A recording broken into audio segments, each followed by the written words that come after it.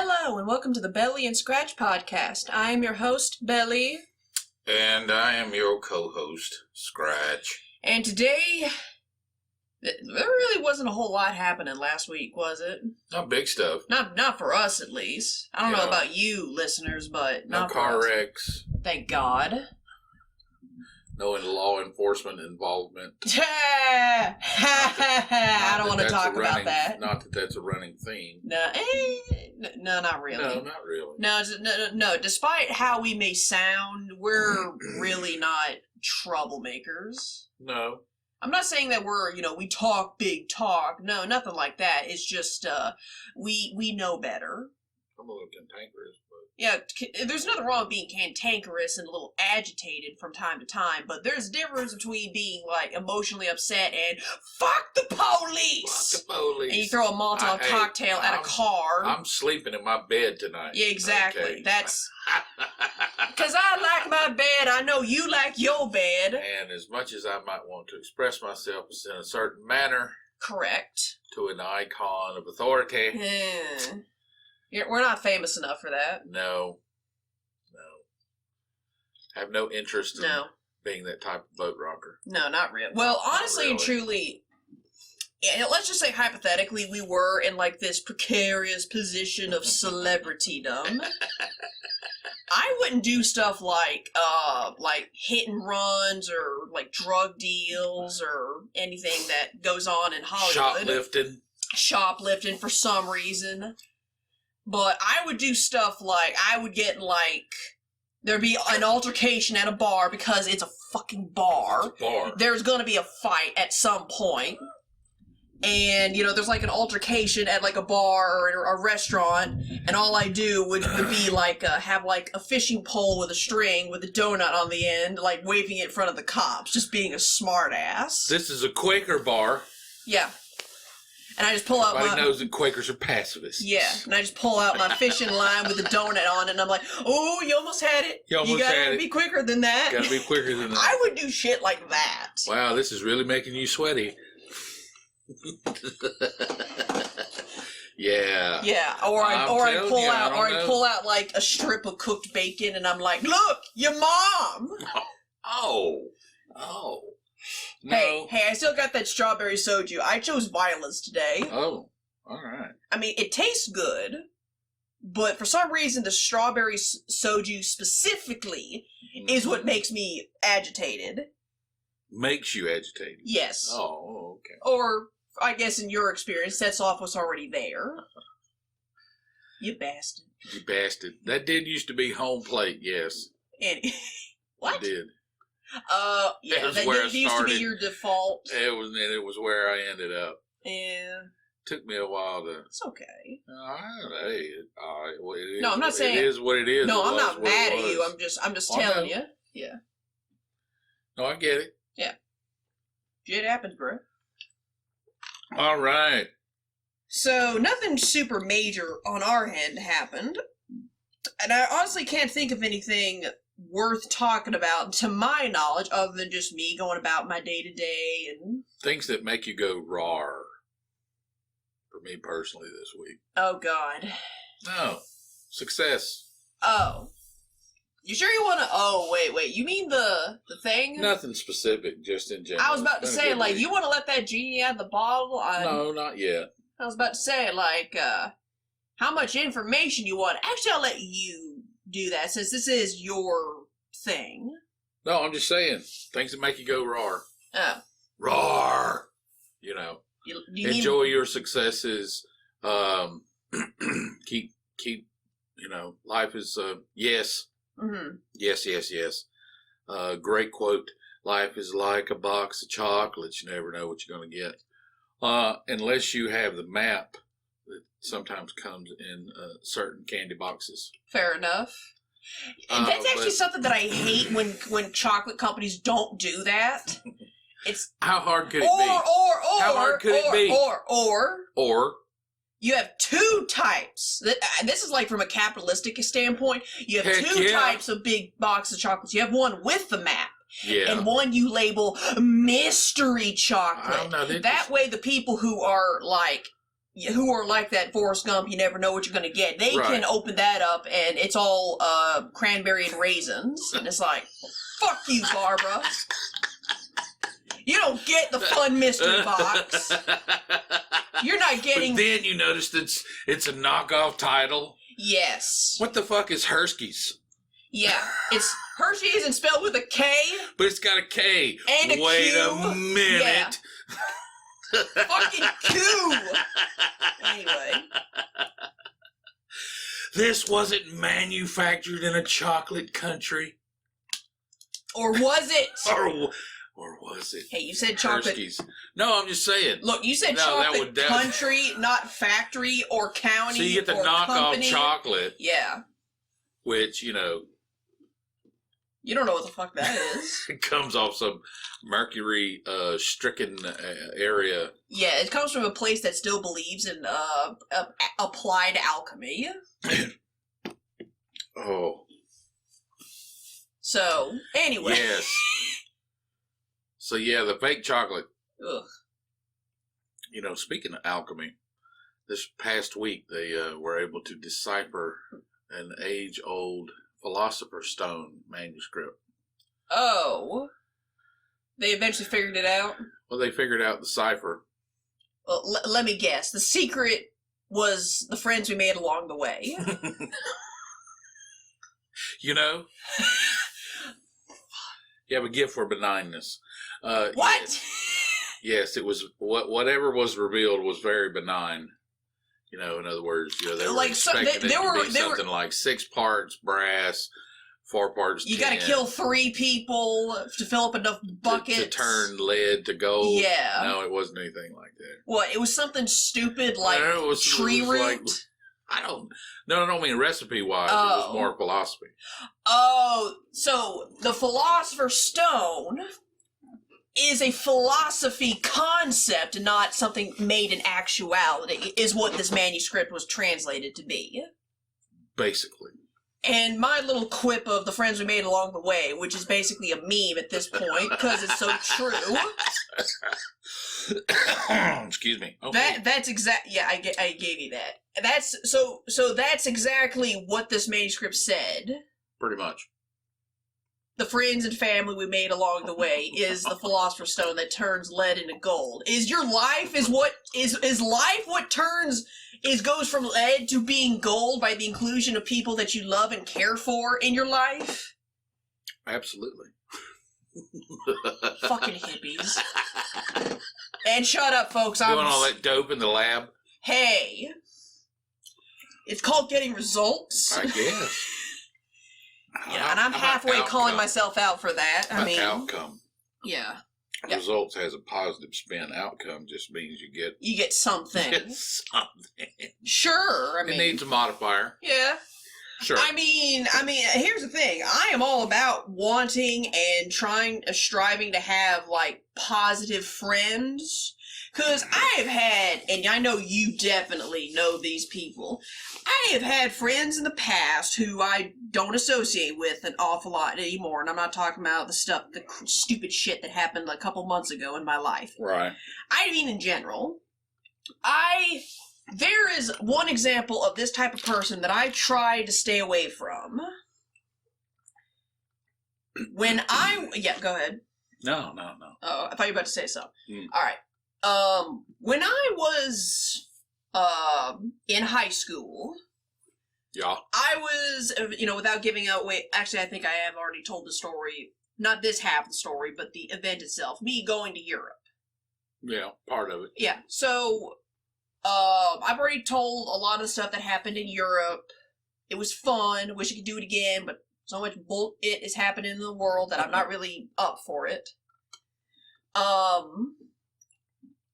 Before I even went on the damn trip, for months, I had this friend, she and we knew each other, like before high school, and this was my freshman year.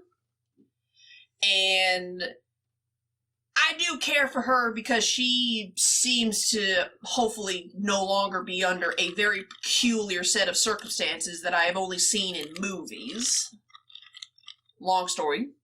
So when I told my friend group about how, hey, look, I was selected to go on this little thing over to Europe, you know, Right. a lot of my friends were like, congratulations, you've earned it, take pictures, shit like that. Sure. And then there was this one person.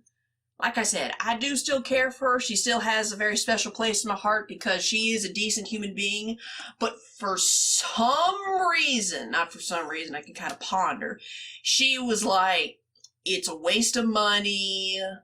You need to quit bragging about it. Just all this Debbie Downer stuff, talking about this trip that I will carry with, these memories of which I'll carry with me to the end of my days. You were just excited about it. I was excited about You it. weren't beating people over the head. No, I wasn't like, give me attention. Sorry. I'm sorry?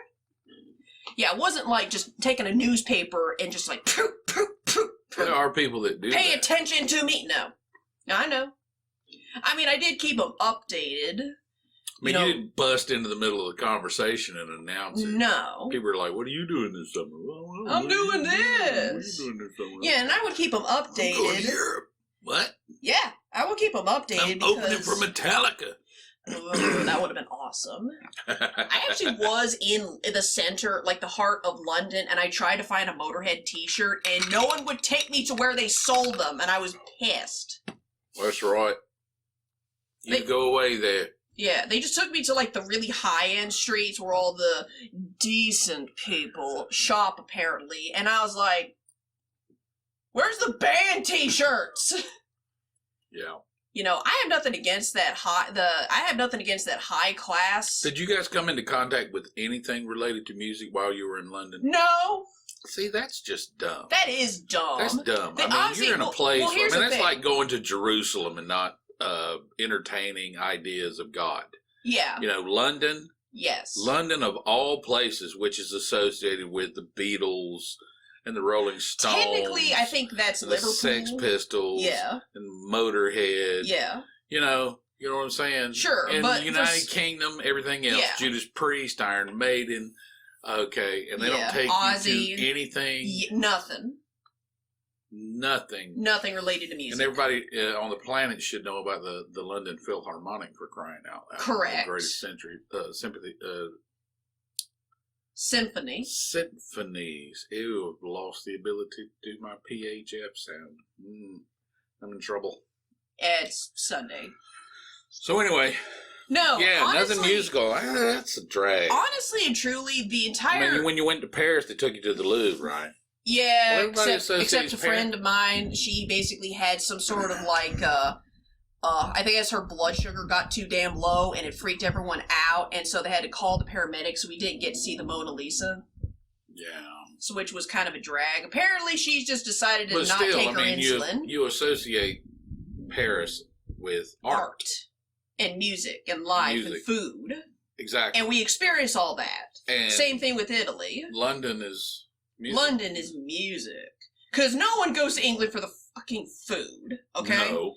I can't understand how two countries who are somewhat side to side, England and France, and one is one of the centers of food and flavor of the Western world. And England is like, the best food y'all got is strawberries. Strawberry shortcake is the best that you have. Well, I have a theory on that. How so? I think it's related to the region. Yeah, I think it's more geographical. But even still, based on the plants. Sure, but even still, in a harsh island environment, you don't get a complex spice. Sure.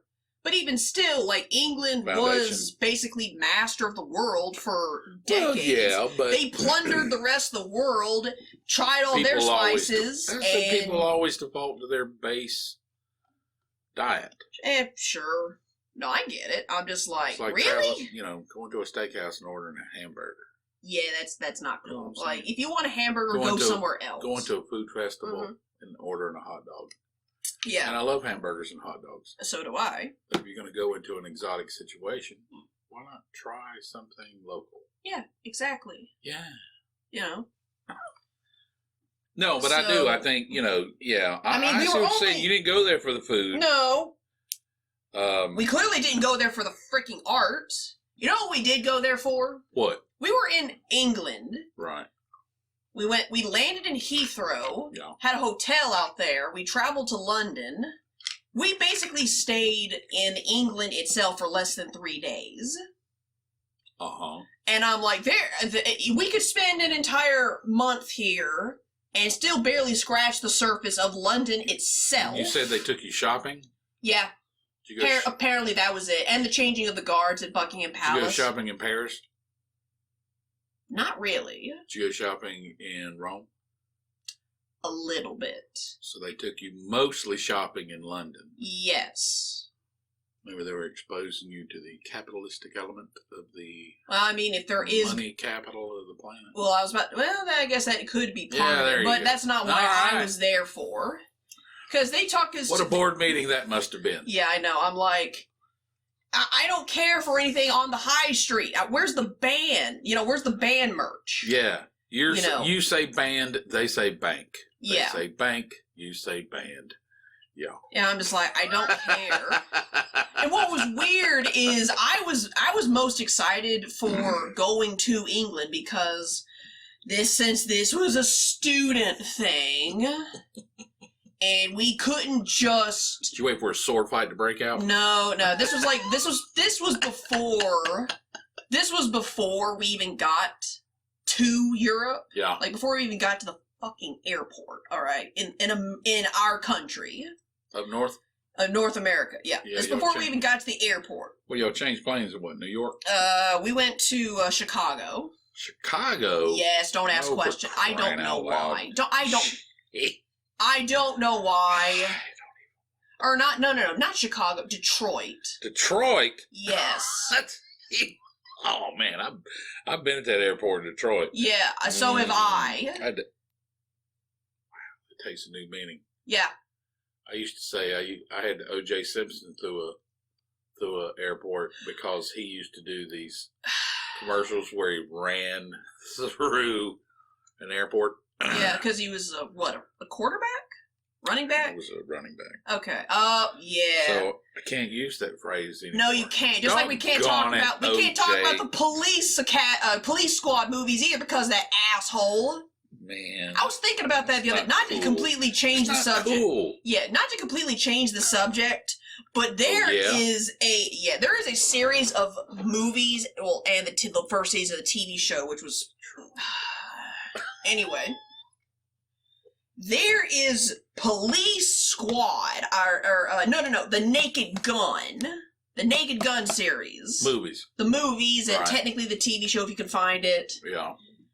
It's somewhere on YouTube, I know that much. And it is one of the best written. It's so smart. It's so funny. Every gag lands, even to this day. To this day. Great delivery, great actors, great writing, good dialogue, good gags. It was functional. It worked. It was funny. And the people in it, every single one of them just committed to it. Yeah. Everyone was committed. Beautiful. There was not one person with a stick up their ass. Talk that you about could an alternate universe. Yes. I mean, it is beautiful. It is beautiful. It's funny. It's fantastic. Here's the problem. No one likes to talk about... I hear people talk about Airplane more than Naked Gun. There's nothing wrong with Airplane, but, it's also got Leslie Nielsen. It's a classic, but it's older. Yeah. You hear people still talk about Animal House and all that, and I'm like, why doesn't anyone know about, like, the Naked Gun series? I'll tell you why. O.J. Simpson is a prominent person in those movies. Thanks, Juice. Thanks for the favor. No, I know it's terrible. It's terrible. Because of that one asshole, it has sunk the entirety of that franchise into obscurity. And I'm like, this is fantastic. It's not cool. It's not cool. What, you can't do what people do nowadays, just edit that shit out? Because here's the thing, that's actually a moral quandary, because there are, like, retouches. Star Wars keeps doing shit like that, where Lucas is like, hey... You know what would be cool? He just got off a coke-fueled bender. Well, And he's like, what if we had this scene that's just completely made of CG, has nothing to do with the main plot, of like some droids working on this starship in Mos Eisley. Yeah. We do that for like 5 minutes. And then Luke and Obi-Wan roll into Mos Eisley. And I'm like, the fuck is wrong with you? Just leave it alone. What, are you afraid it's going to age badly? No one cares. Well, see, that's something that there was a time when they would go back and they would remake, redo. Yeah. Well, retouching is one thing. Yeah, retouching is one thing. Based on an improvement. Sure. An advancement. Of technology. Sure. But now. They can just add shit wherever they please. And they can subtract shit wherever they please. So in the future, will they start going back and editing movies based on cultural appetites? Probably. I have no doubt. Because that's what I was actually going to jump into. Like, that's a whole lot of media to just toss on a scrap pile if you aren't going to use it. Exactly. But on the one hand, now mind you, this is from a slightly drunken Bender, but... Since when? Don't question me. So the Naked Gun movies, they could just edit OJ out. They could. I guess. Theoretically. But here's the question. Is it right to do it because he's a murderer and has a tarnished reputation, and his inclusion would definitely be upsetting for folks who understand his history? An alleged murderer.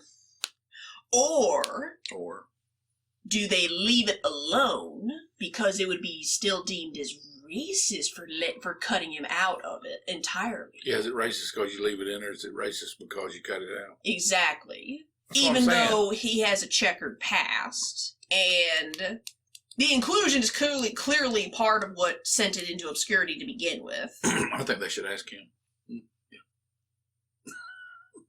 Wherever that is. Wherever that is. Yeah, I don't think anyone truly knows what that man is anymore. They know exactly where he is. No. I mean the public. They say he's... no. They say he's at prison X, but he's actually at prison B. Yeah. So you know what I mean? Yeah, that's what I mean. It's weird. I don't know either. Anyway, so... It just seems there's this just layer of managing the masses. It just doesn't make any sense sometimes. It's like, really? Are people that crazy? And the answer is yes. Yeah, the answer is yes. What is that? What is that quote from the first Men in Black movie? A person is smart, but people. I don't remember the exact quote. I got my phone. Because this quote is so true. Like, I don't care who people you are. People are scared animals or something like that. I got it. Yeah. I got it. By K. Men in Black. People quote that, yeah.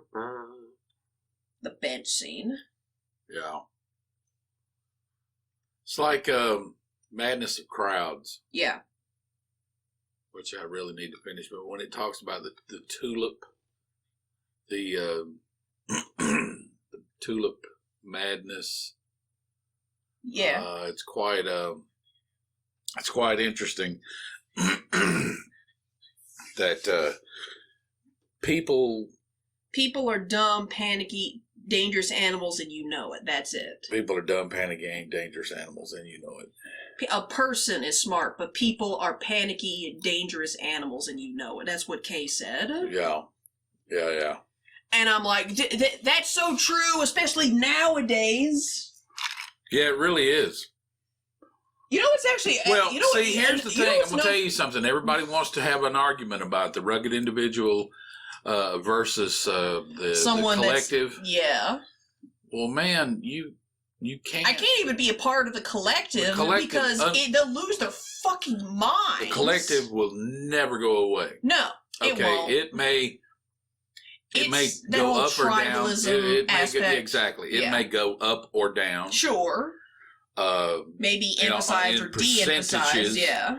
But the rugged individual is for lack of a better expression, what keeps everything real, what keeps everything between the lines. Mm-hmm. Because, man, when the collective gets spooked, you know. You got to rely on that one asshole that you were just shit talking like 5 minutes ago that knows exactly how to handle a situation. Well, for lack of a better terminology. I don't know. I wouldn't always say knows how to handle, because I can tell you a lot of times I was in those types of crossroads, and it wasn't that I didn't really have anybody to compare myself to.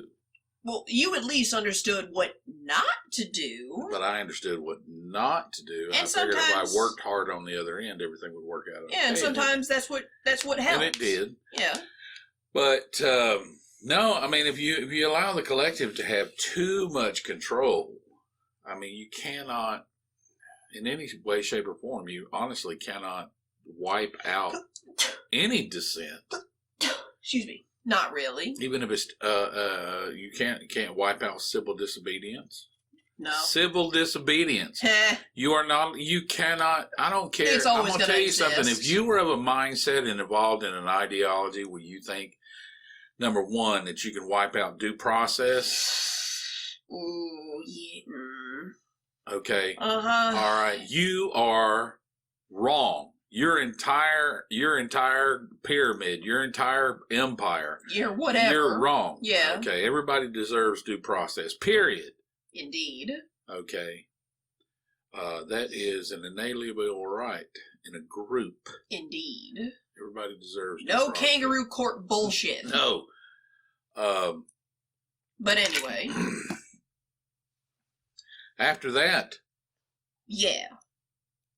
I still believe in the Second Amendment rights because England is fucked. So, from my personal standpoint, because I'm just like, well, based on the culture that they cultivated there. Sure, no. I'm not saying that it was a bad decision for the populace to not arm themselves per se, but I'm just looking at this whole Panini situation happening over there, and it basically boils down to all of their PMs and their higher government officials are basically talking all this crazy shit about having the lockdown last forever, and some of the people are allowing for such a thing, and I'm like, so you guys are just going to stay inside your houses and eventually you're going to turn into the people from WALL-E? Well, is that what I'm hearing over here? They've been socialized that way. Ugh. That's the problem that's taking place.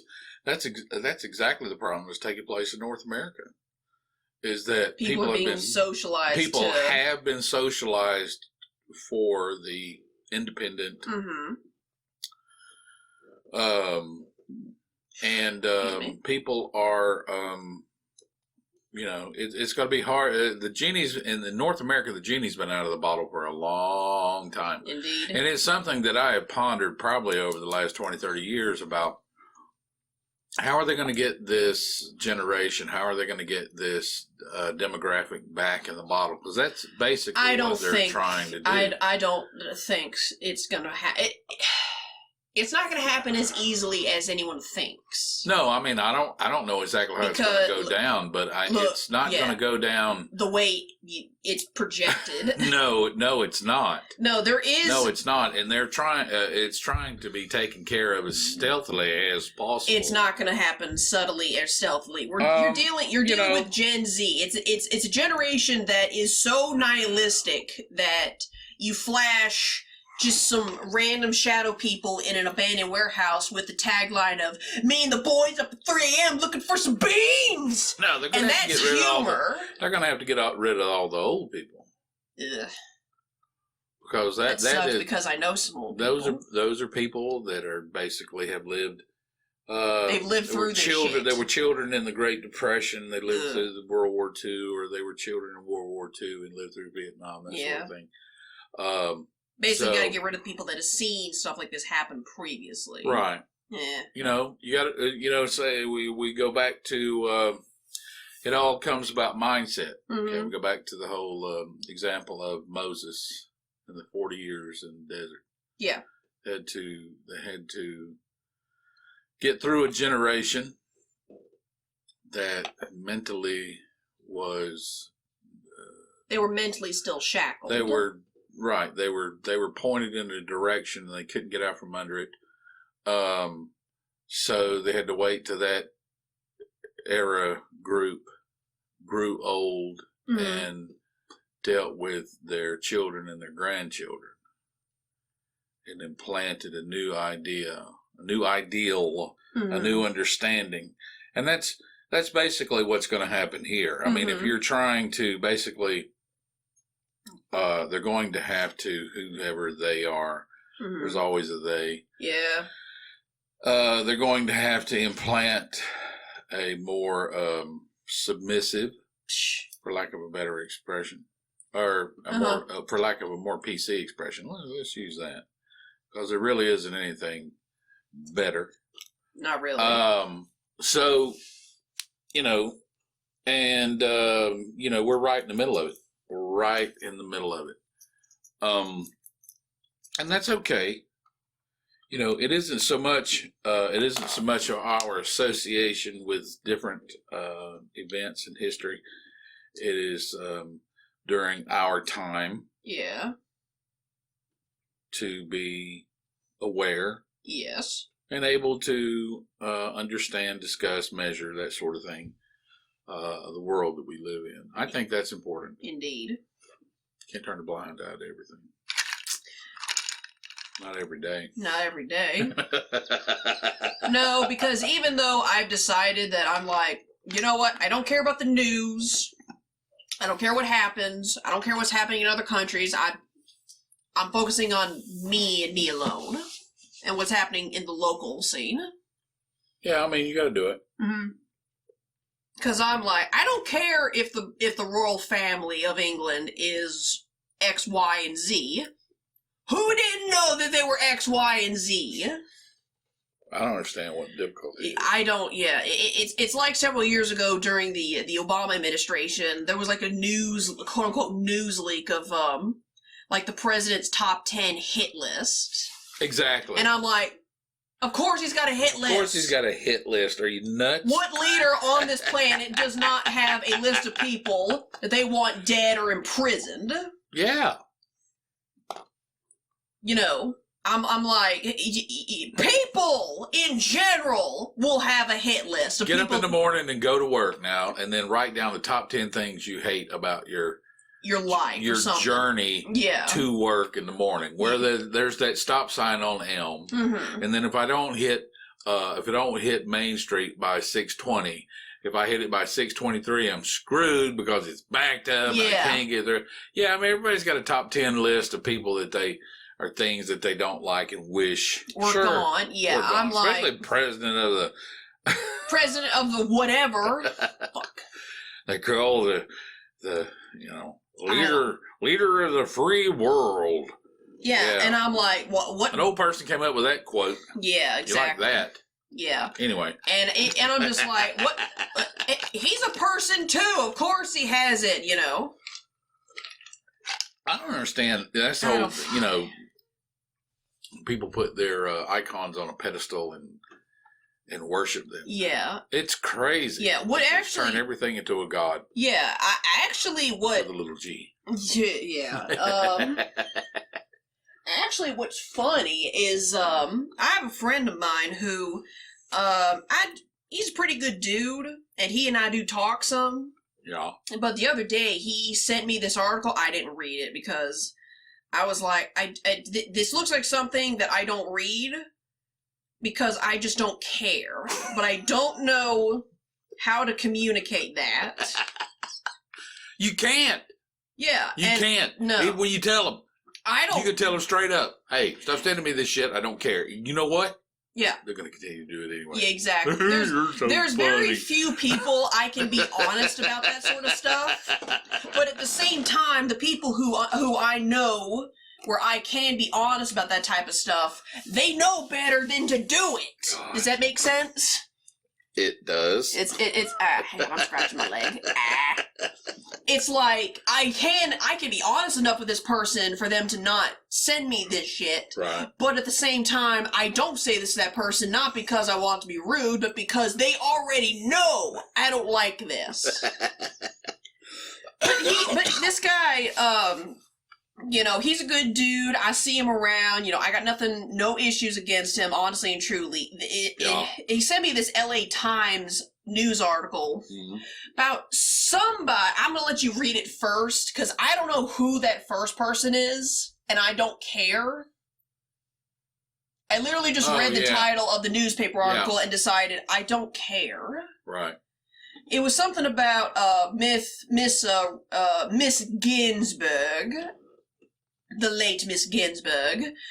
Something RBG. about... Yeah, RBG. It's something talking about some remarks on the national anthem that was, like, redacted in order to protect Miss Ginsburg's reputation or something. They protected their narrative is Correct. what they did. No, I know that, but at the same time... They cut her interview up to show it supporting their narrative 100%. Correct. And she did not disagree with their narrative. But she had some critiques. But she did have some critiques. Like any normal human being. People were conducting themselves. Yes. That was not germane to the narrative being pushed by that news person. Indeed. Yeah, like I said, and you That's know me. That's a lie. Yeah, I get it. Okay. And you know me. I don't care. I didn't read the news article because I'm just at this point where it's like, I don't care. Right. I don't care. At all. Right. I don't care. You're not into that. I'm not into that sort of thing. Yeah. And what was their? I mean, exactly what their motive? And those that know. Well, I can kind of share exactly a little bit. What was their motive? The person that shared it to me. Send that to you. I basically want to engage you in a discussion. Yeah, I don't. Sort of, kind of. Basically, since I didn't read it, because again, I don't care. I responded very neutrally at first because I can do that over text. I said, "Wait, what? What?" with like two question marks. Two? Yeah, two. Because I'm serious. Ooh. Anyway.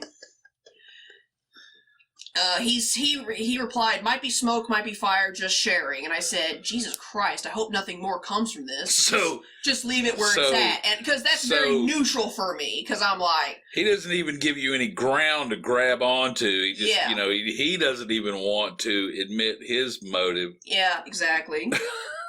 But he's trying to figure out your motive. Basically, what it sounded like at first was he shared it with a lot of his other female friends because apparently RBG is our Jesus. That's the impression I get. Give it up. Oh my God. That's the impression that I get. Beautiful. Look, I'm not for or against RBG or anything because, again... No. I don't care. If I was a political party, I would apparently be considered libertarian because I don't care. Because I've told numerous political people that I don't care. Just leave me alone. And people said, "Oh, you're libertarian." I don't know what that means, Jeff. This is why we don't take you anywhere, Phil. This is why we don't take you anywhere, Phil. God damn it. So, you know, I know Miss Ginsburg did fight for the abortion rights and whatnot. That's about the extent that I am aware. I don't know. Who knows? Because again, I don't care. I don't care. I so don't care. So he was sending it out to his female friends. Again, I already said the quote. I wonder what the chicks think. Yeah. And then he shares like his the extension of how he might be experiencing something that I guess I'm supposed to be experiencing. Wait a minute. Wait. Give me a minute. Apparently, whatever was in this article caused a lot of outrage for the female population that was for Miss RBG. And he shares his experience of having a similar reaction to something that MLK did. Oh my God. Yeah. This is a person. Man, this is like This is like trading baseball cards for crying out loud. This is why I respond very neutrally to these types of things. You think you love baseball? You don't love baseball like I love baseball. Look at that. You know, It's like, what? Yeah. Oh. This is a man of color, as the PC monikers have now deemed it to be.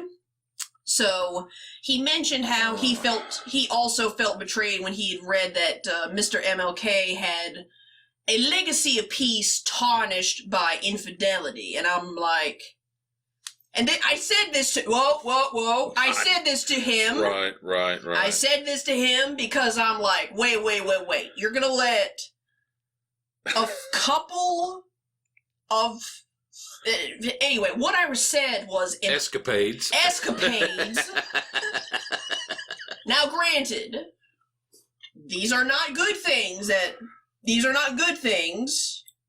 but it's that whole aspect of psychology where you can have so many good deeds done, but people will still remember you for all the bad shit that you did.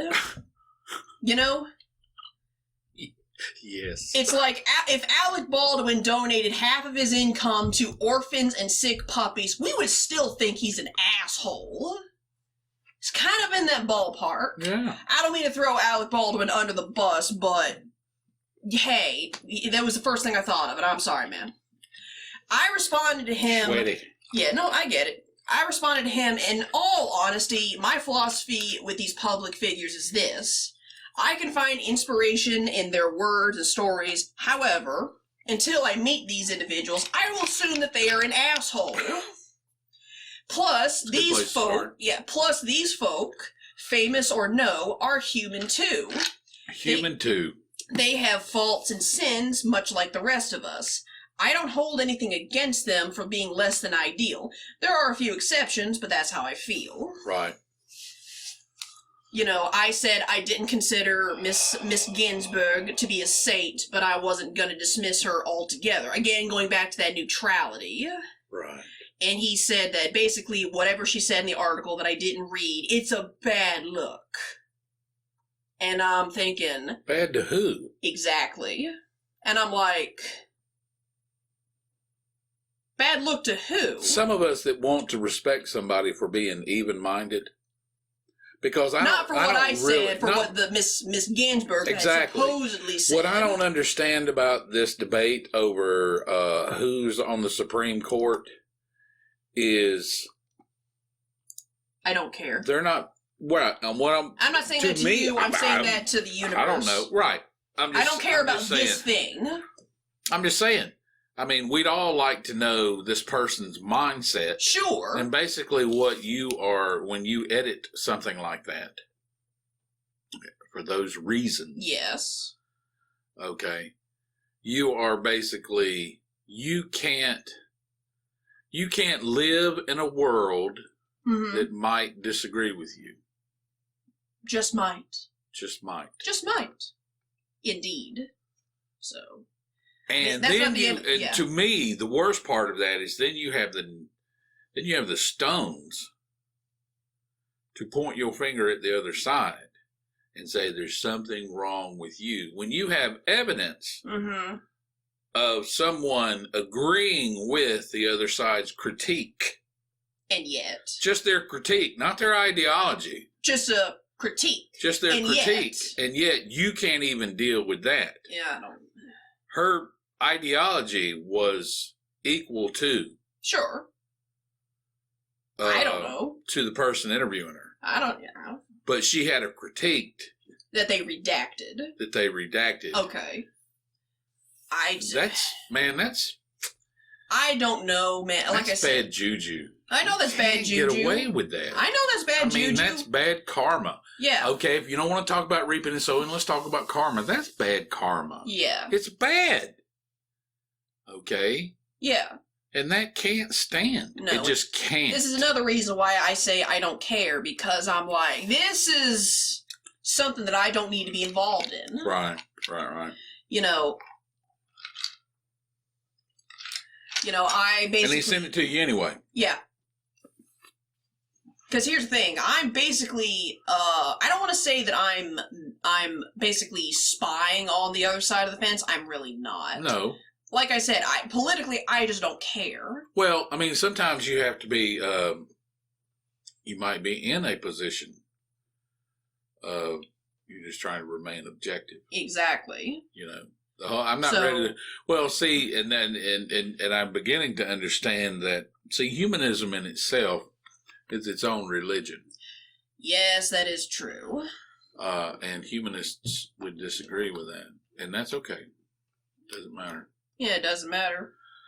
But I grew up in an environment where I saw not everybody, and definitely nobody in my household or my family, because I don't know, they just operated different. There was not this legalistic, religious performer, poser kind of thing. Sure. You know, everything everybody did seemed, and to me, was accepted as heartfelt. But there was an element in that culture of this legalistic, super standard, super Christian that prayed 20 times a day, and you know what I'm saying? Yeah. And I'm beginning to see that element raising its head in this current wave of humanism. Basically, this perfect human being that never said anything un-PC. This perfect human being that never viewed somebody whose appearance was different, never viewed them in a less than positive manner. I see. You see what I'm saying? Yeah. And now the problem is, and I can tell you from personal experience watching, the legalism has found its way to humanism. And that in itself, well, first and foremost, is going to be very funny. Oh, yeah. I've seen bits and pieces of it, and I laugh. And then it'll be, I know, it's just like, really? It's like, the whole point kind of is that we're people. Schadenfreude kind of way where, hey, you're suffering, and I think that's funny. No, you are presenting a conflict. Yes. It's that whole thing where, it's not what you think it is, then they try to gaslight you. That's basically, there's a whole lot of gaslighting going on. Oh, I know that, yeah. Holy jackrabbit. So, yeah, legalism has found its way to humanism, and it's going to be interesting. It's going to be a little culturally... I'm not really surprised. Well, I don't know I know exactly there what is... drives people to it, but, I don't know. If you don't believe... if you don't believe this, and that, you're not part of the club. That's just sociology. And it's just sociology. It's just that group, right? That's that whole, community. Yeah. That spirit. And if it gets all killed. And it always does. I mean, I'm not saying rugged individualism or individualism in itself is perfect. No. It's just like anything else. When it gets too much... It's amazing to me. When something gets too much power, it corrupts. That's just it. That's just it. The church, the government, the anarchy, PTA. the PTA. The PTA. Woo! There's some stuff going on up in Virginia. But anyway, the homeowners are, you know what? But there is, you know what the lowest common denominator is? Gas station attendants.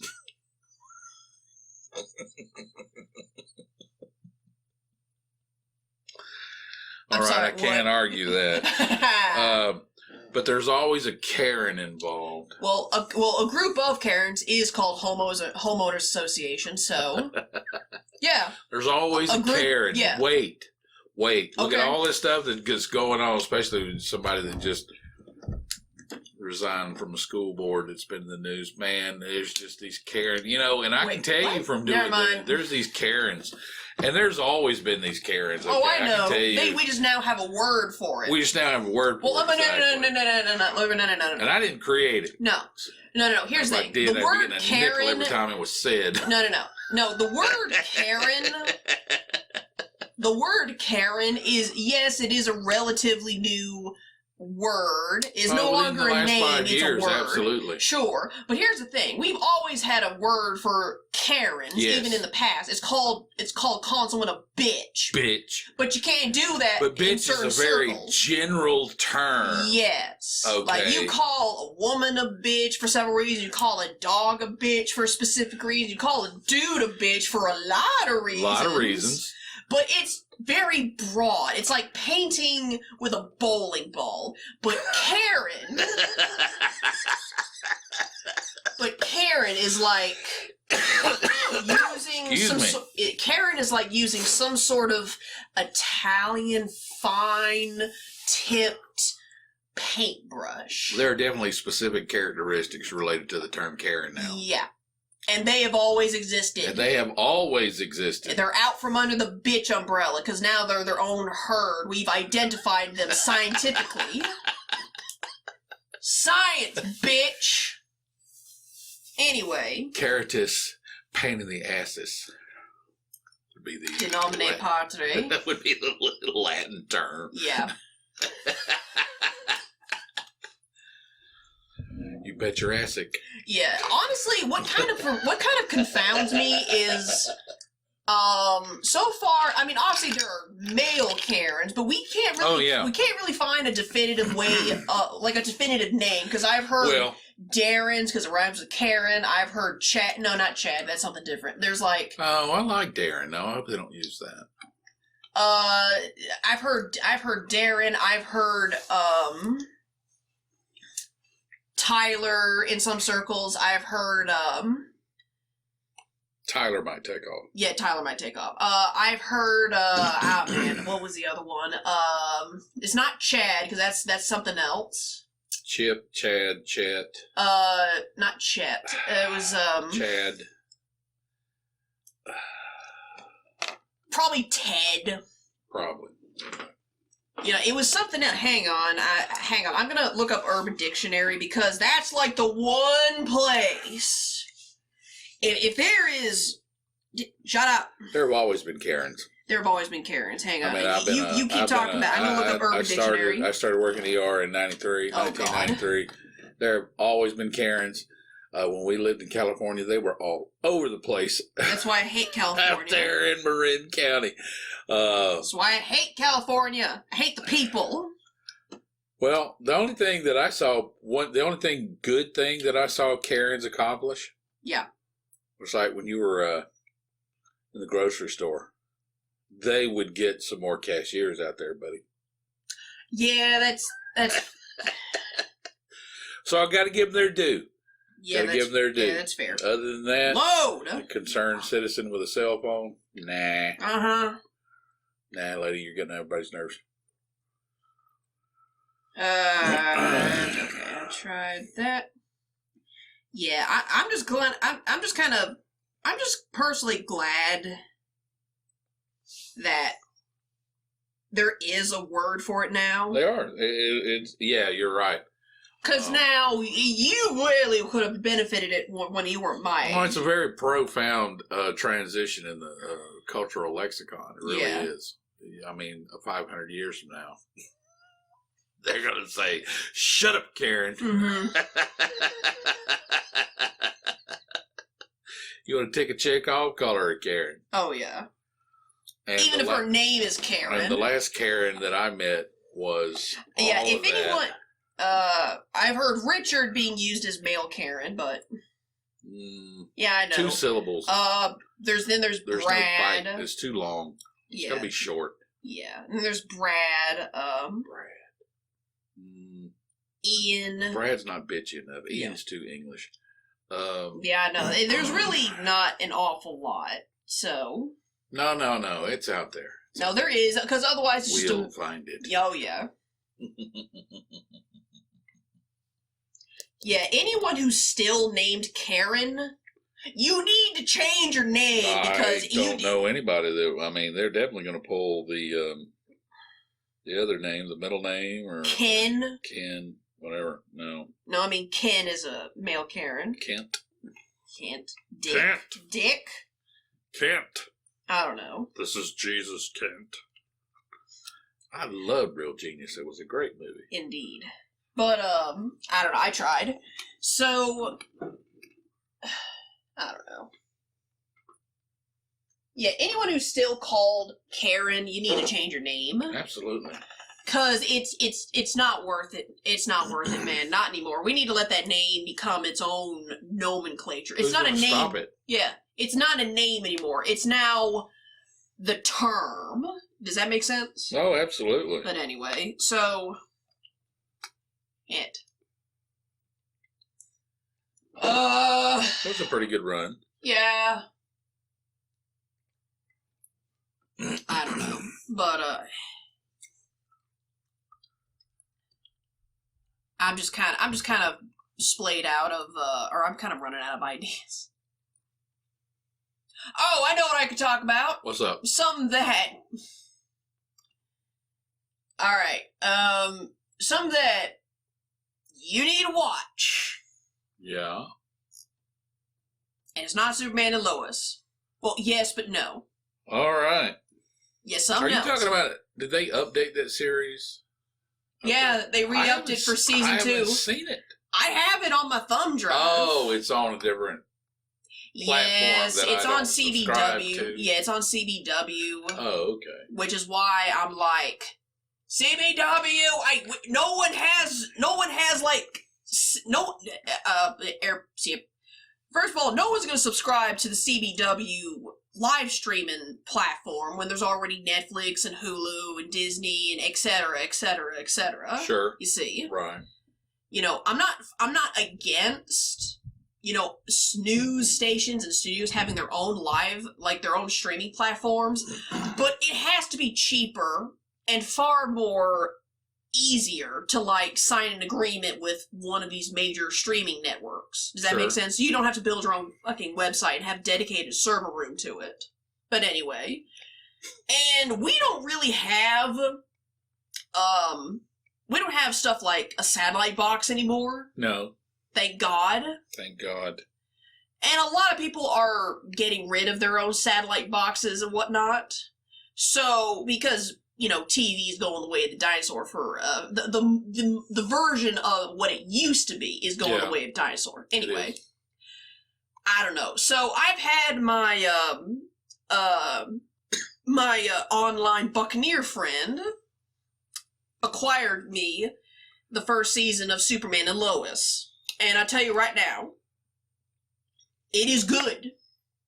All right. It's very well written.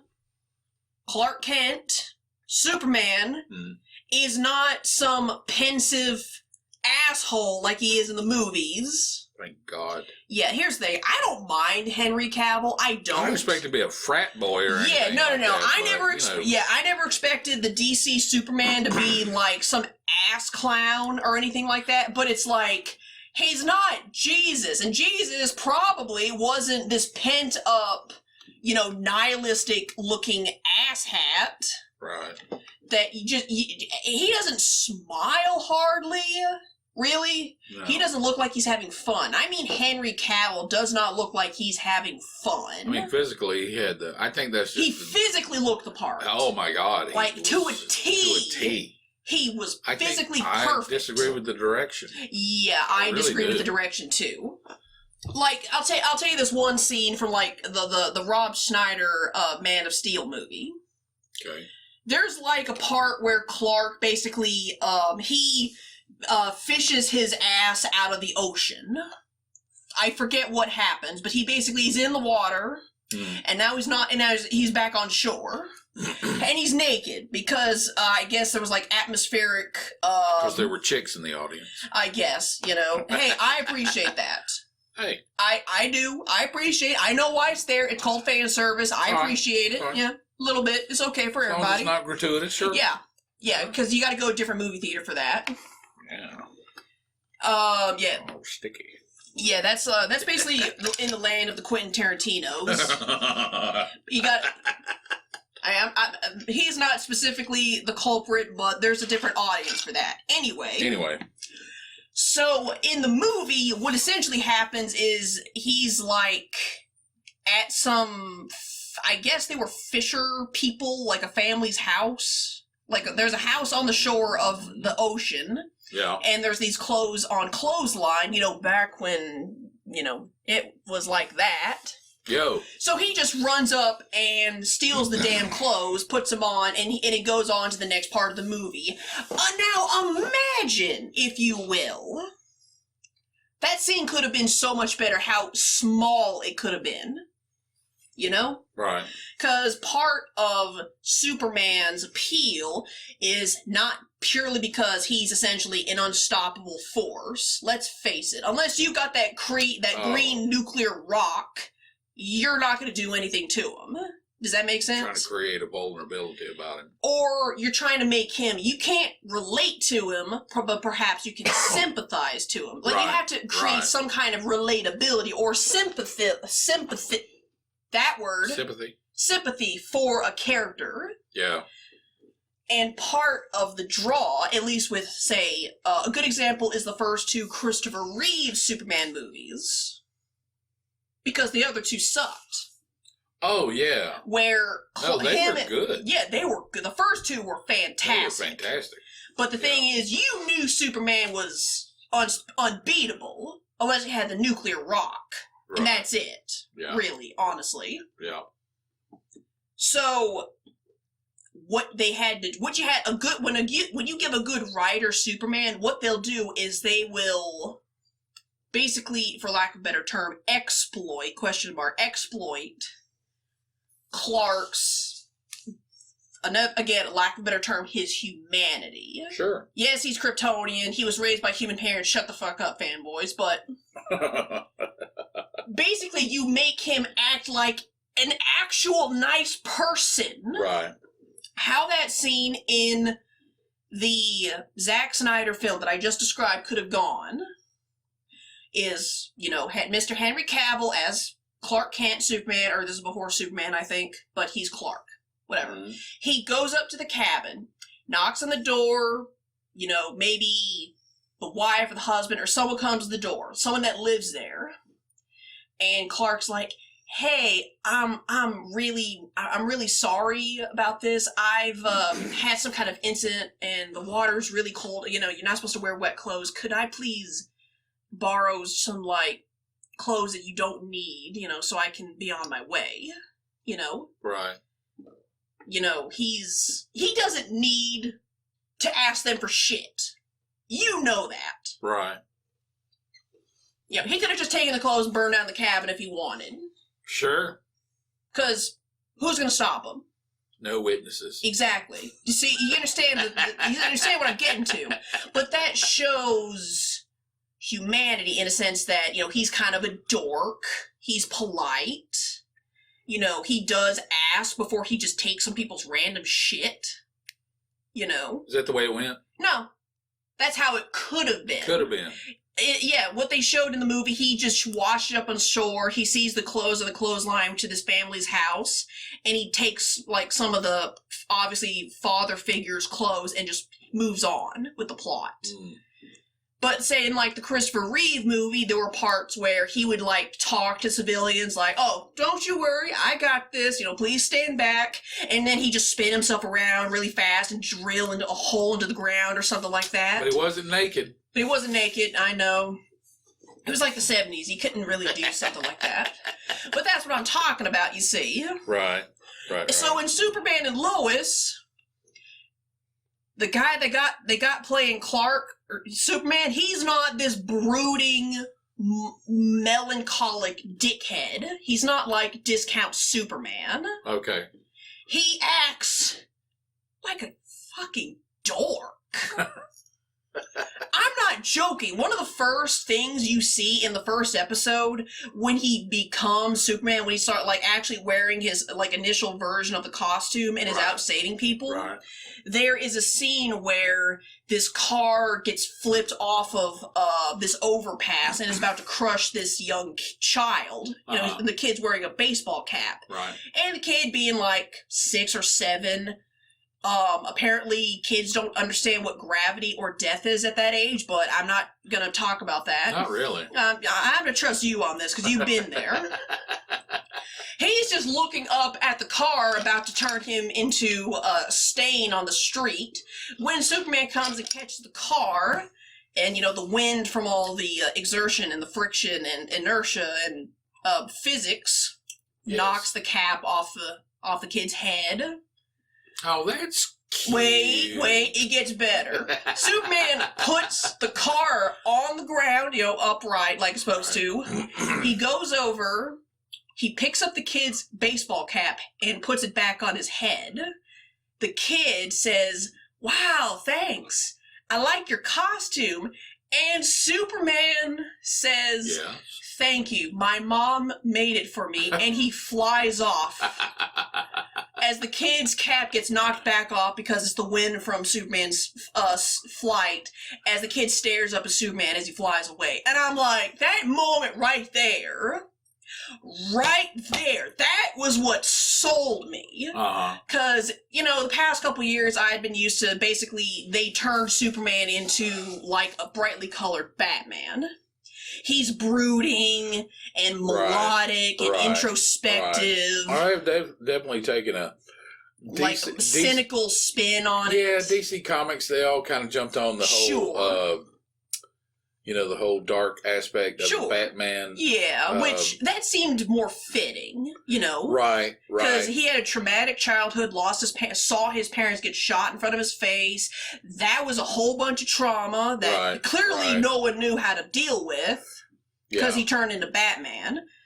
And they made the whole, they just darkened the entire universe. Yeah, they just darkened the whole universe. And I'm like, look, Superman is allowed to have bad days because he has some bad days in some of the comics. Sure.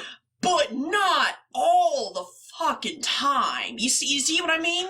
The Superman, to me, was always kind of campy. Sure. They kind of had to do the Batman comic was not campy. No, it was not. Okay, until the version in the 60s with Adam West and Burt Ward. And it worked. Yeah. It was beautiful. It worked. The guy playing the Riddler, Frank Gorshin, is awesome. He should have been the Joker. Yeah. I got nothing against Cesar Romero. I got nothing against him, but I'm like, Frank Gorshin would have just lost his fucking mind. He doesn't look as good in a suit. Yeah. A jacket. Yeah. Romero had on that big purple jacket with the tails. Yes. Oh, it's beautiful. It's beautiful. It wouldn't have looked right on Gorshin. Yeah. But, so... He had the best laugh, though. Definitely. Gorshin had a better laugh than the Joker. That's when I went, what the fuck? He was a... something like that. He was a vaudevillian. Oh, yeah, that makes a lot of sense. So... Romero was an actor, and Gorshin was a vaudevillian. That makes sense. But anyway, back to the Superman. No, I mean... They kind of had to make Superman campy, because like I said, unless you have the green nuclear rock, you can't do anything. Then they serious even the Christopher Reeve Superman movies. Yeah. The first two, beautiful. They were great. I don't think they were campy. They didn't really get campy. Not particularly. I mean, maybe a little in the second one. Yeah. Well, I mean, just a little with kneel before Zod. Well, that's Zod. That's the villainy of it. Yeah. Well, that's Zod. But Christopher Reeve played it straight the whole time. Okay. So did the guy playing Zod. He just owned that. Then the third, absolutely, he did. He was fantastic. He was fantastic, and then the third one and the fourth one. The third one, it was like there was an evil Superman, like Clark somehow had his Superman side split from his self, and the Superman side was like an alcoholic and tried to kill him to maintain dominance. Yeah. And then the fourth one, they somehow sent all of the nuclear armaments on Earth into the sun, and it birthed a solar baby that had a bone to pick with Superman. And I'm like, what the fuck kind of Frankenstein's monster allegory were you trying to go for? Yeah, so... It was just dumb as hell. It was, but the recent Superman movies have They're all right. They're all right, but they're just so serious. They're so serious and dreary. Yeah, very Superman dreary, and Lois, the TV show, is not dreary. That it has moments where you're kind of at the edge of your seat, you're holding your breath, but it's not just beating you down with the weight of the world like in the movies. Right. Like I said, that moment I described. I think you can only make a character like that so human. Yes. You know, you want to. I don't know exactly what the motive would be behind making him that sullen, that somber. Know. Maybe it's like an alternate universe, because they do discuss alternate realities. Unless in you're DC. trying to bring down certain aspects of that character. Oh yeah, that's right. I have actually heard, I've actually heard like a theory on the internet where trying to take somebody off that pedestal. Yeah, where I've actually heard the theory on the internet. Now, bringing the show The Boys into the equation. No, wait. All right. I've heard the theory, quote unquote, the theory on the internet that goes as thus: Superman is how America sees America. Mm-hmm. And Homelander is how the rest of the world sees America.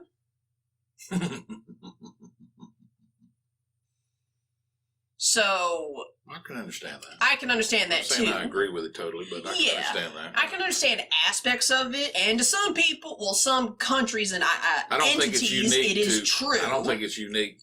It's not unique to North America. I think every superpower sees itself that way. Yeah. And everyone who's not that superpower sees them as that way. Yeah, it doesn't yet, like I mentioned the British earlier with the British Empire. Oh, absolutely. Same situation. Same situation. France, when it was kicking the world's ass, same situation. Spain, the Huns, Rome. Absolutely. The Persian Empire, everything that was happening in in India, same deal. Same deal.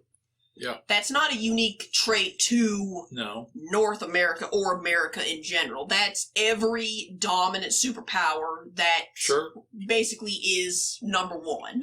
I mean, what country on the world doesn't, even now, okay, I find it interesting if you were to mock the current Chinese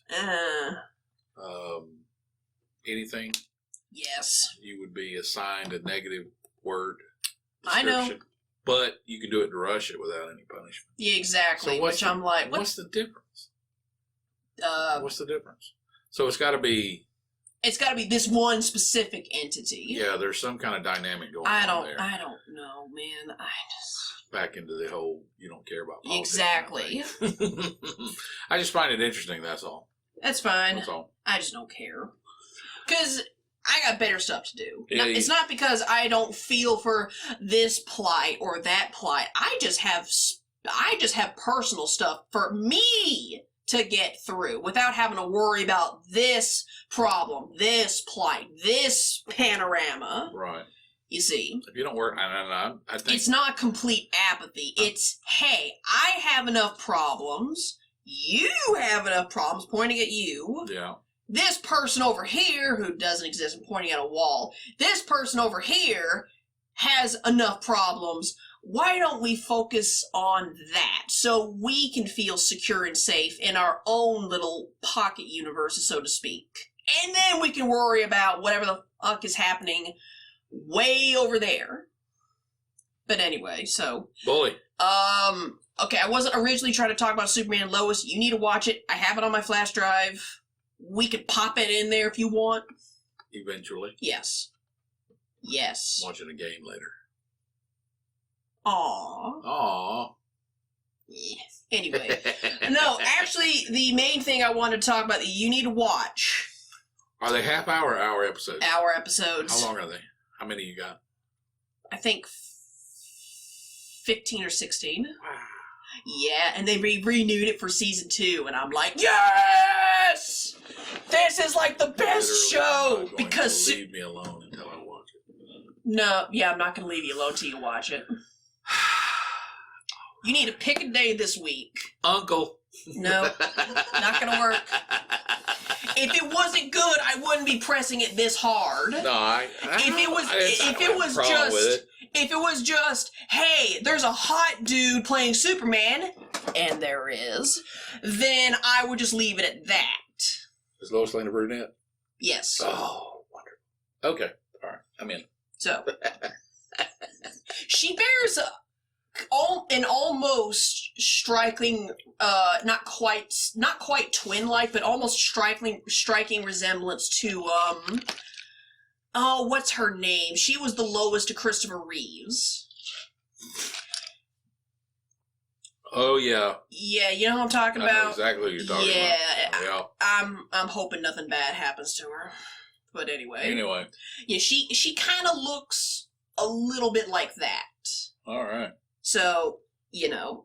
Yeah, the main thing I want you to watch is, surprisingly unexpected.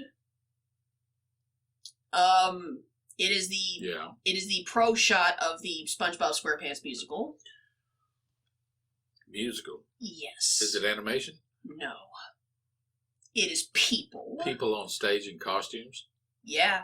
A couple years ago, there was the SpongeBob SquarePants on Broadway. And they got somebody to sing the original role of SpongeBob SquarePants? Yes. And Patrick, and Sandy, Mr. Krabs, Mrs. Puff. Well, I know it ain't the original Plankton. voices. No, it ain't. No, it isn't. No, it ain't, because those people are old as fuck. Old as fuck. Nothing wrong with that, boy. Nothing wrong with that. But you're going to be dancing around 2 times a night. Exactly. No, but not that. Here's the and Squidward 2. Oh my god, they got the guy playing Squidward is amazing. I'll have to see that. You have to. Like, I think this thing is muted. I can show you like clips of it without audio because audio is important for YouTube. Or wait, where did I put it?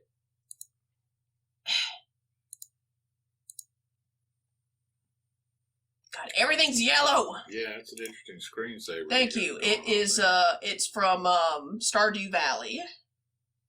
Oh. Valley Farms. Yeah. Oh, there it is. Yeah, I'm going to just show you like the first couple of minutes because I think it's got the live on stage. Yeah, this is a pro shot. They filmed it specifically for Nickelodeon. This ain't it. Okay. This is the actual stage.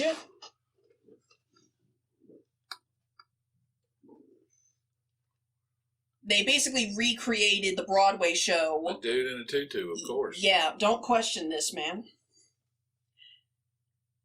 And see, the narrator's talking about Bikini Bottom, and now he's at the pineapple. There he is.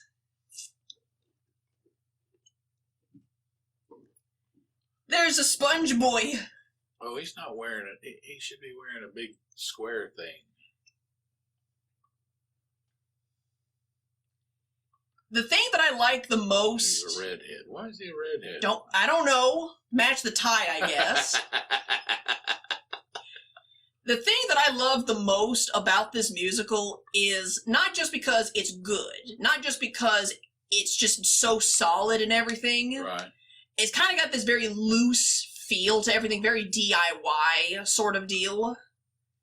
You know, it's not a huge elaborate set like say Phantom of the Opera, because it doesn't need to be these huge elaborate sets like Phantom of the Opera. Right. It's fucking SpongeBob, you know? Right. Plus the guy they got playing SpongeBob is such... There's Patrick.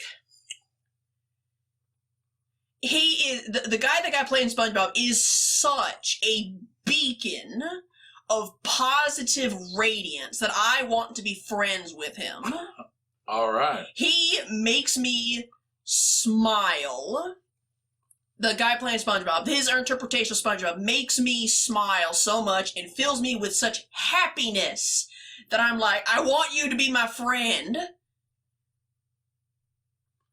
And I'm just like, it just makes me happy. It's just a happy thing. Like, I guess that's what the theater is for. Yes.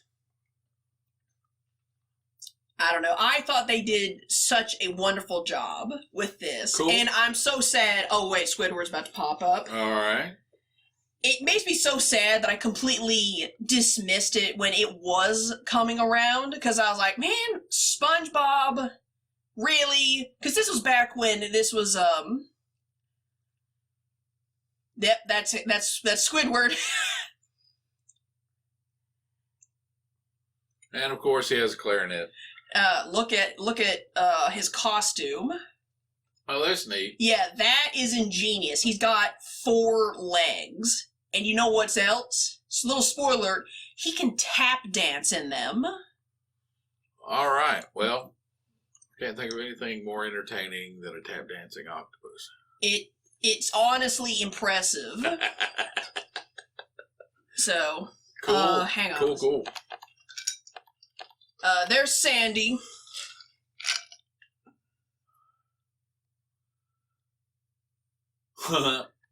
Yeah, she's awesome. Oh, that's cool. Let's see. Mr. Krabs. He's got boxing gloves for his claws.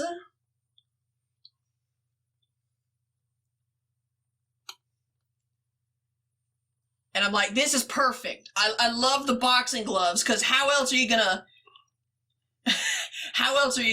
have him with the massive claws? And Plankton is still Plankton. Plankton, we'll give it a second. The script for this was actually written during the like seasons 1 through 3 and the SpongeBob movie, back when the writing was really good and they tried. Right. Because everything nowadays just sucks. That's Plankton. Uh-huh. And that's Karen, his computer wife.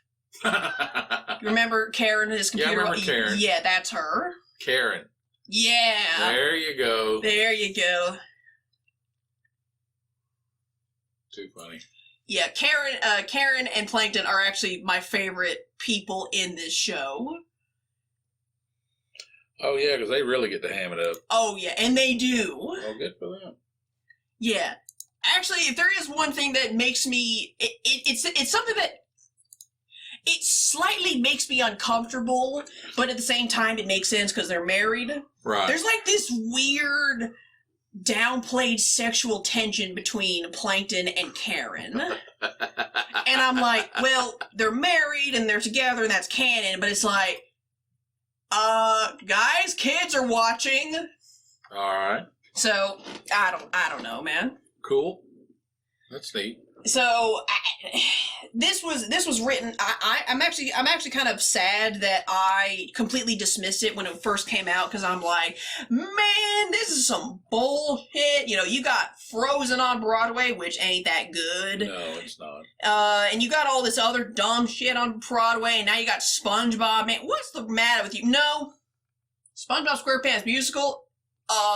It was good. Cool. It is good. I'll check it out. Yeah, because I have it. It's like really good. Story-wise, it's structured a little weird, and I did a little bit of research. Mm. Now, most musicals, they typically do this thing where they'll have like a person or a group of people write all the songs, you know? Then there's like jukebox musicals where they'll take an existing song in pop culture, kind of like Mamma Mia. They did that with ABBA. Right.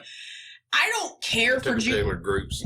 Song catalog. Yeah, and just kind of recontextualize it to the story. Yeah. Moulin Rouge is another one. I don't care for jukebox musicals personally. Yeah. Because it's it's just this weird dichotomy. You have to be like a huge fan of that particular singer or group, whatever. Yeah, not only that, but it's also this weird thing because you're essentially recontextualizing current established songs to fit your plot. Right. Now, let's say hypothetically there was a song about infidelity that was taken and put in a jukebox musical, and they recontextualize it as like like a song of actual love. Like, it's not an infidelity song. It's a love song in the jukebox musical. Right. That can kind of throw you off because you know the message of the song is about infidelity and can kind of trip you up as to maybe this is like a thinly veiled subtext of the story. There's this really interesting not. thing about the human mind where, if you say a particular song is a good example of it. Where, let's just say, out of the blue, you hear a song, you don't have any frame of reference, you don't have any understanding of what it came from, who it came from. You just heard a song, and it creates a particular mental image in your mind. Yes. You can go and sometimes reading the clear understanding of the lyrics can change your initial response to it. It can. And as much as who sings it can change your initial response to it. And then if you hear the story, see, that's, I think, a lot of times when people write. Wait, is that songs, dog song? Shannon's Gone? That was about a dog. Is that what you're talking about? Oh, not specifically. No. Okay. What are you talking about then? No, I mean, it involves that song. Okay. Yeah. Sorry. Continue. No, that's what I'm saying. When you find out the meaning of the original, I just think there's a mystery there. Yeah. That, I don't know. Some songs should have mystery. Well, I'm just saying, I just find it interesting how once you unravel that mystery, how it changes the meaning of what you originally felt when you heard it in the first place. Sure. So, no, I get just it. An observation. No, I understand. But that's also kind of why I don't like the jukebox musicals, because it's like, well, yeah, because they cement in you this visual application of this song, whether it changed your understanding of it or not. Yeah. Definitely anybody that's never been exposed to it, it gives them something that they can never walk away from. They can never see it any other way. Yeah. No, I know. So what the SpongeBob musical people did is they had a different person or band write a different song for their musical. Okay. In the SpongeBob. Let's see. I'm trying to think of who wrote what. T.I., the rapper T.I., he wrote a song for it. That's Plankton's villain song, which is a rap. Right. Because yes. Yes. Lady Antebellum wrote something.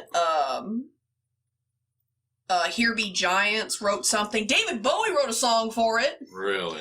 It's the second song of the musical called No Control, and it definitely sounds like David Bowie. It sounds like something written by David Bowie. Would you know it was David Bowie if you didn't know it was David Bowie? It had the vibe. No, it had that vibe. Okay. Some people are so recognizable in their craft that even if you wrap it up and address it differently, you can still see the seal of their seal of mastery almost. Their signature, yes. Obviously I didn't know who wrote Plankton song, but I knew it was a rapper. But, you know, the song No Control, although I don't care for it, I'm like, is that David Bowie? You see what I mean? Yeah, is that David Bowie? Really? Yeah. Well, that's interesting. Yeah, it was weird, because I'm like, that can't be right. It's SpongeBob, and I look it up, and I'm like, oh shit, I got it right. So it did sound like Bowie. Kinda, yeah. Where it's hard to hear because it's SpongeBob.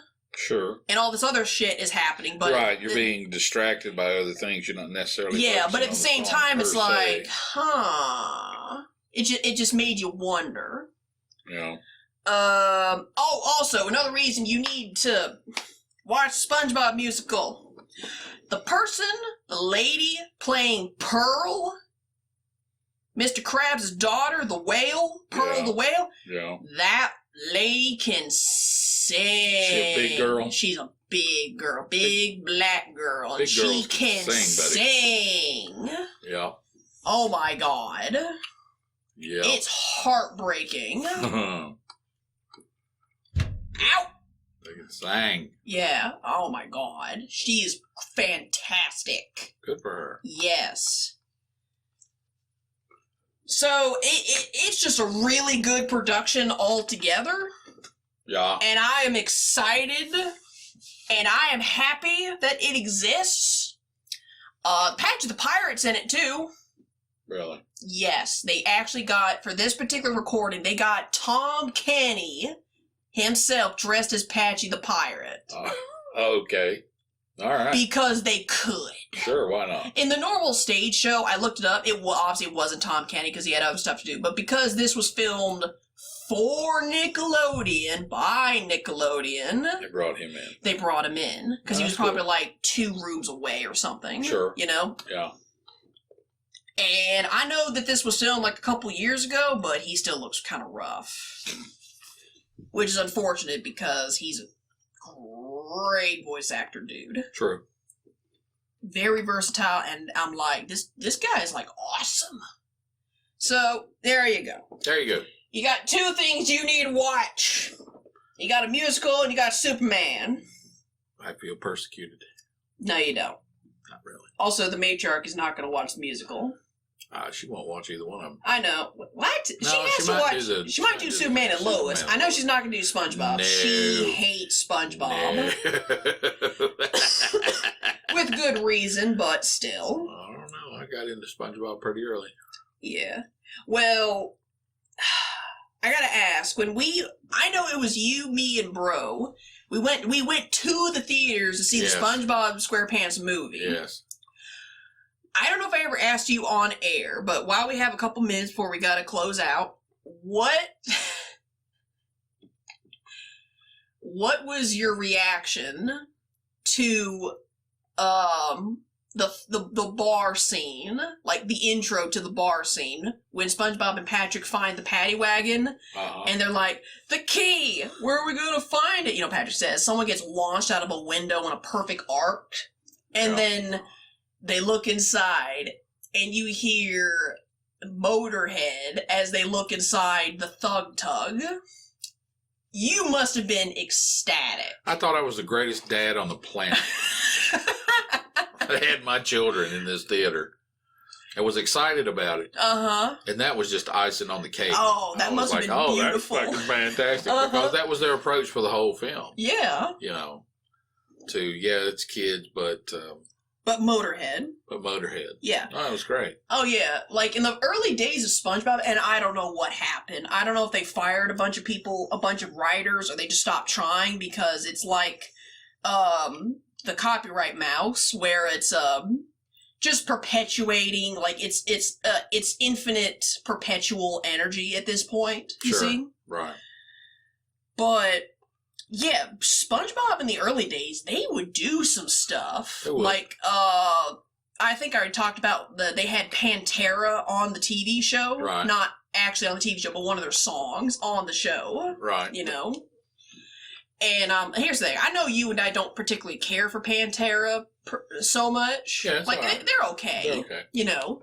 But even still, that's like, you got who on here? Who? You got who? Yeah. Yeah. So, it was just beautiful, because... It was neat. Yeah. It was very neat. Yeah, and Lemmy was a cool dude. Not only did he... Hang on. Not only did he allow one of Motorhead's songs to be featured in SpongeBob, Right. he rewrote and re-recorded one of his old songs. One of his old tunes. Yeah, the original one is You Better Run. In the SpongeBob movie, it's You Better Swim. Yeah. Because he had to take out some stuff about shooting people, having basically what he calls blade of lightning, probably a switchblade. That was great. Yeah, and one of the latter verses was like, he sees Satan coming in a big black Cadillac. That's not really gonna work for SpongeBob. Yeah, that's not really cool for a kiddie movie. Yeah, exactly. So he No, rewrote it to be more SpongeBob appropriate, and I'm like, you didn't have to do that. You could have just given. I mean, he understood. You know, Yeah. there's this these people that take things too seriously. you know. Yeah. He could have just given him, like, the audio track of just the instruments with no lyrics and called it a day.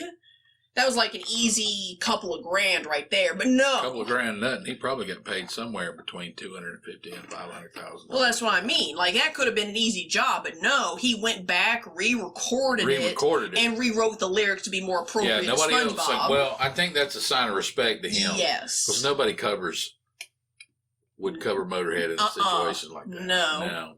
You've heard covers. Mm-hmm. You've heard inspirations of Motorhead. Goobers. Yes. That was based on a Twisted Sister song. Yeah, that was based on Twisted Sister. Where they changed the lyrics and had somebody else sing it. Yeah. And Dee Snider said he got a check for $300,000 for that. Yeah. So, and he's just singing Goofy Goober with Twisted Sister. And that's it. It's not even him singing it. Yeah.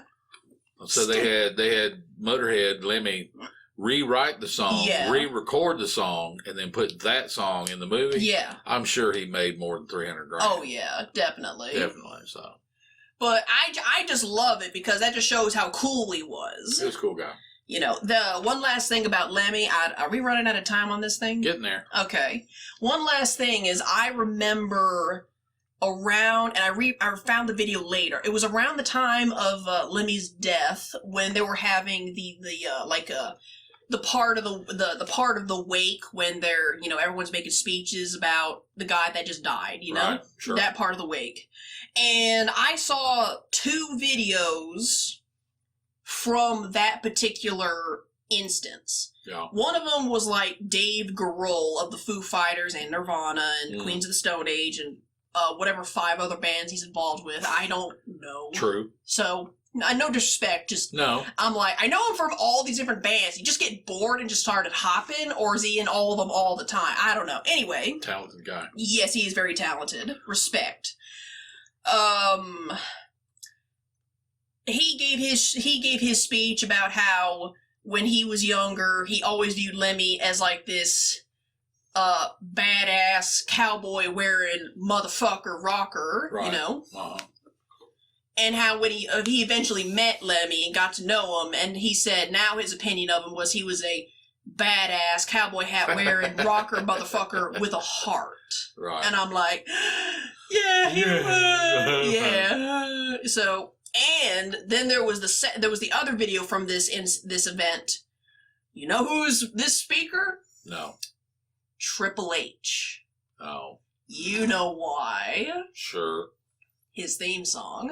Yeah, the game. Right. That he still plays every time he's on the WWE. Why They're not? playing. Yes.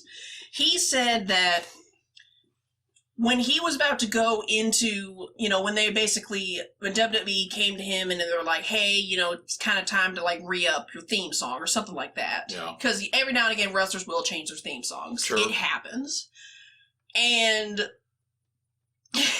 Triple H was like, he wanted like something about, you know, he wanted like Motorhead. He wanted the power of Motorhead in his theme song. Right. And initially they got like, you know, impersonators and people who kind of were inspired by Motorhead, and they just kept going at it and it just didn't sound right, no. You know? And then someone brought up, like, hey, why don't we just ask Motorhead themselves? And Triple H said, well, the thought didn't even occur to him to ask Motorhead to record something for him. Right. And sure enough, they did. They did. And it blew Triple H away. Oh, they played him the first time they played it. They played them live. Yeah, it was like one of the WrestleManias. They played his theme song live. Yeah. It was like the WWE Championship, and they brought him in to play his theme song live. So I bet that was a blast. That would have been Absolute like blast. yeah. That would have been cool to be involved in that. Oh yeah. So Triple H was just so blown away by it is because he basically talked about how Motorhead Lemmy gave him the gift of their music, you know, right. The power that Motorhead could, you know, have in their music. Sure. He gifted that to Triple H, and he talked about that in the wake speech part. Right. And I thought that was cool because again, like with SpongeBob, he didn't have to do it. He didn't have to do it. He could have just told Triple H to go fuck himself. It was definitely about the music. Yes. Definitely. And I miss him even though I never met him. Ditto. I wanted to. Yeah. But anyway. Anyway. Alright, I'm kind of rattling. Run out of steam. Yeah. Alright. Well, that's it, folks. I was your host, Bel-E. And I was your co-host, Mr. Scratch. And we'll see you guys next Tuesday. Next Tuesday. Goodbye.